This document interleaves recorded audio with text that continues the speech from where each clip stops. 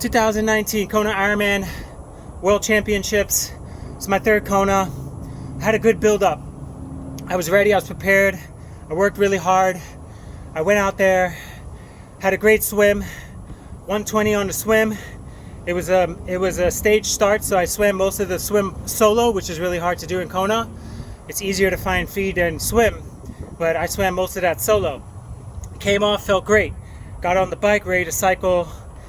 And you know, when you go out of Kailua Kona downtown and you go up to the next town over and you come back down, racing down into Kona, and you do the little pass through to Kona and you go up Palini onto the Queen K. Well, that out and back, going out and then coming back, I had lost 2 rare bottles. It's about 1,500 calories in my bottles. That was about the first 10 miles of the bike ride. And I knew I was going to be in trouble because I had to resort to whatever I had on the bike and what was on the race course. I ended up taking Goo Energy Gels for the remainder of the bike ride until I got to Hawi to get my special needs, where I had about 3 or 4 bottles of calories waiting for me. But taking those Goo Energy Gels for the 56 miles up to Hawi totally put my stomach in a whirl of hurt. I stopped absorbing nutrients about 30 miles into it. I really couldn't have any, I didn't have any power, I had nothing.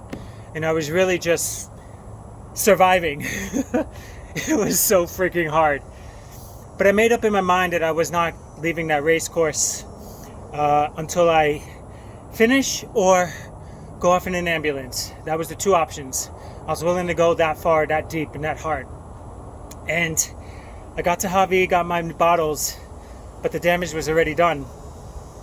My body stopped absorbing. I drank 1 full bottle and I put the 3 bottles on my bike and I proceeded to make my way back into town, and my prosthetic on the right leg was in so much pain.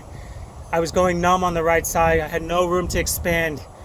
I was literally surviving to each aid station. I would stop, get off the bike, take my leg off, get the blood flow back in. And you know, when you're on pins and needles because you have no blood flow and you're numb, it was so painful to get that blood coming back in, because I would be cycling for another 35-40 minutes to the next aid station, and it was like that all the way back into town. I got out into the run and my body stopped. I couldn't absorb anything. I had nothing. I tried running, I ran a few miles, but I couldn't breathe. I was hyperventilating. And I just felt so out of it. Every time I picked my head up, everything spun out of control. So I just put my head down. My stomach was so inflamed and so bloated because of the lack of nutrients, the lack of absorption, and totally messed up.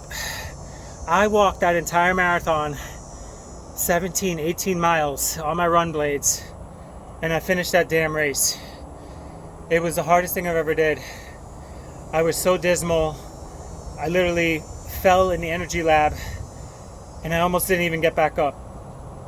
And I forced myself to get up and I said, Rajesh, just focus in on this yellow line, which is the middle of the road. And I just saw, that's all I looked at for hours and hours and hours.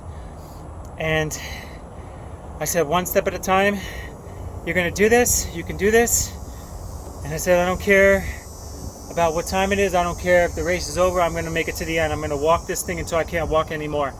I'm going to do as much as I can until I can't go anymore, until I have to crawl. I'll crawl if I have to. I will sit here and I will wait for my walk legs if I have to, and get on the walk legs and finish walking. I didn't care if people were gone and sleeping. I didn't care if the race was over. I didn't care. I was going to finish that damn race no matter what. I finished it on time, made every cutoff.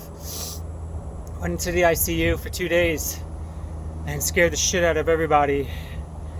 And I promised that I would never go to that level again, but 3 weeks later, I had trained myself to do that New York City Marathon.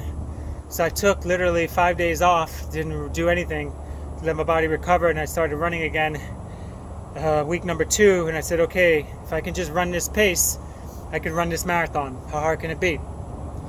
And that's what I did. I went out to New York City, ran that marathon 3 weeks after being in the ICU, finished that race in 4 hours and 30 minutes, and I felt great. That was an accomplishment. That was my rehab. That was my 100%. When I thought I had 100%, after coming into the ICU, I knew that I had a whole lot more to do. And I just want to remind people that you never know how much you're fully capable of doing, and your body and your mind will push way farther than it can ever push. Have I ever pushed myself that hard ever again? No, I haven't. I don't know if I can ever do that again. But every day, I'm always searching and trying to find my next very best. Never stops, and I'm always in competition with myself to prove myself that I can become better and I could do more, and I can be a person that can handle whatever life's going to throw at me. And that's all I got to prove to myself. So hope that inspires you to get out there and keep on pushing yourself. If you're alive, you still got something to do. And if you don't push yourself, you're never going to feel good about yourself. I'm sorry, you're never going to.